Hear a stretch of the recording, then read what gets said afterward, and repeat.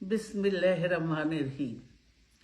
প্রিয় সহকর্মীবৃন্দ, আসসালামু আলাইকুম। আজ দীর্ঘ 6 বৎসর পর আপনারা আবার একসাথে ফ্যাসিস্ট মুক্ত বাংলাদেশে একত্রিত হতে পেরেছেন। সেই জন্য আল্লাহর কাছে হাজার শুকরিয়া আদায় করছি। দীর্ঘ ফ্যাসিবাদী বিরোধী সংগ্রামে যারা শহীদ হয়েছেন এবং সম্প্রতি জুলাই আগস্টের ফ্যাসিবাদী শাসকদের নির্মম ভয়াবহ দমন নীতির কারণে গণহত্যায় যারা শহীদ হয়েছেন তাদের প্রতি আমি শ্রদ্ধা জানাচ্ছি। যারা আহত হয়েছেন তাদের প্রতি জানাচ্ছি আন্তরিক সমবেদনা। আমি চিকিৎসার কারণে যুক্তরাজ্যে অবস্থান করলেও আমি সব সময় আপনাদের পাশেই আছি।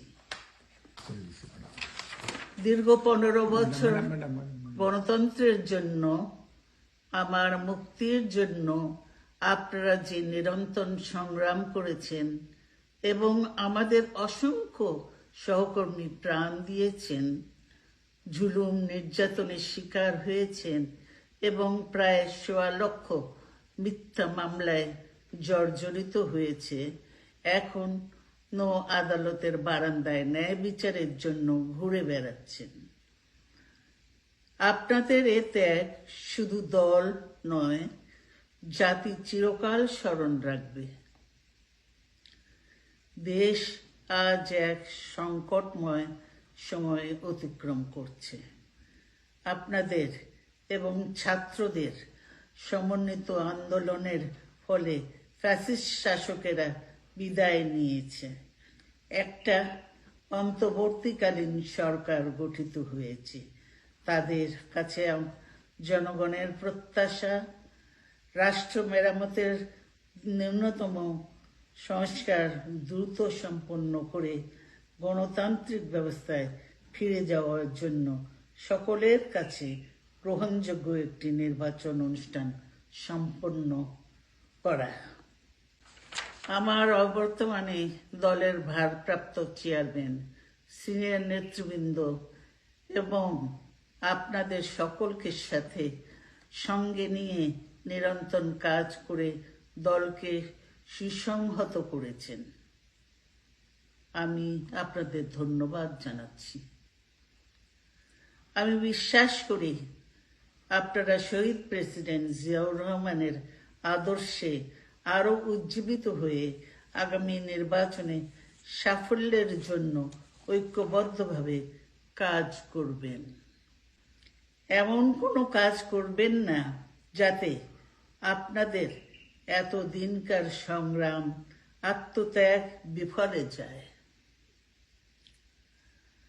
আমাদের সব সময় শহীদ প্রেসিডেন্ট জিয়াউর রহমানের সেই উক্তি মনে রাখা দরকার, ব্যক্তির চেয়ে দল বড়, দলের চেয়ে দেশ।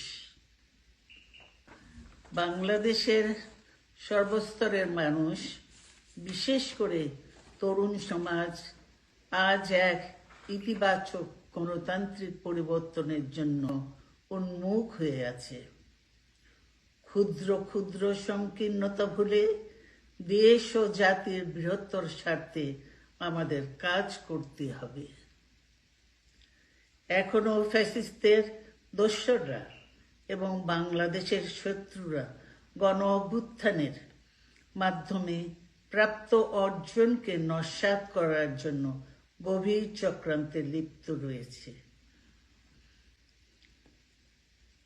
ইস্পাত কঠিন ঐক্যের মাধ্যমে জনগণকে সঙ্গে নিয়ে এবং চক্রান্তকে ব্যর্থ করে দিতে হবে।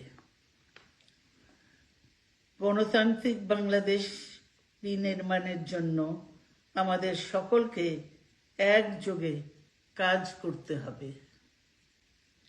আসুন আমরা আগামী দিনগুলোতে শহীদ জিয়াউর রহমানের স্বপ্নের আধুনিক, সমৃদ্ধ ও গণতান্ত্রিক বাংলাদেশ বিনির্মাণের জন্য আমাদের সর্বশক্তি নিয়োগ করি এবং এত ত্যাগের বিনিময়ে প্রাপ্ত এই অর্জনকে সুসংগত এবং ঐক্যকে আরো বেগবান করি।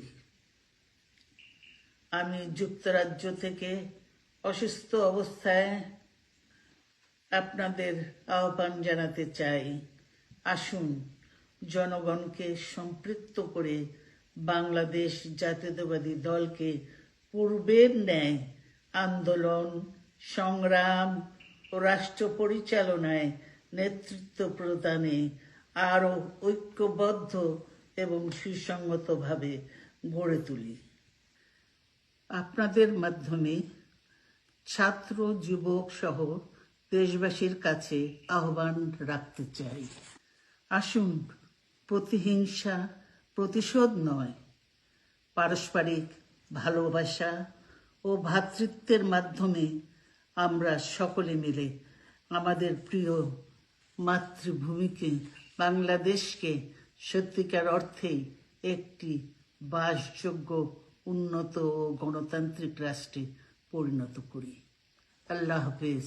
বাংলাদেশ জিন্দাবাদ।